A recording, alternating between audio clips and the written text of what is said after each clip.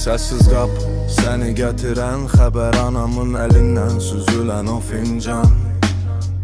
Birdən yerə dəyib dağıldı qarıda. Bacımın ağlında qalıb sənin gülüşün, telefonunda son mesaj, tez qayıdaram. Qalıb yazılıb indi sənin adının yanına, amma evdə hamı səni uşaq çağırır hələ də. Şəhidim, sənin adın qəlbimdə daşda yazılmayıb təkcə. Şəhidim, səsin gəlir yuxumda, qorxuma deyir səni yenə.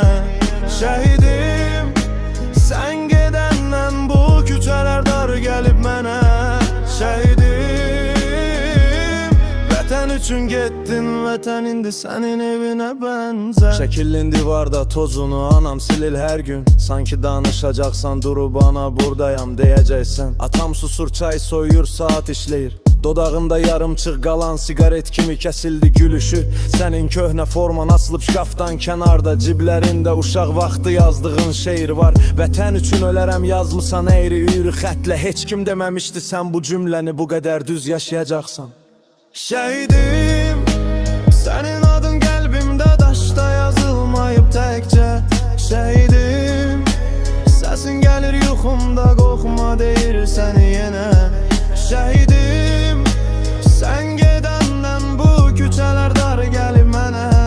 Şəhidim, vətən üçün getdin, vətən indi sənin evinə bənzər. Hardasan indi oradan bizi görürsən, ha? Anamın dualarını eşidirsən, qardaş bayraq salıb gəldin, amma sən bizə ümid sarıb getdin, onu da bilirsən.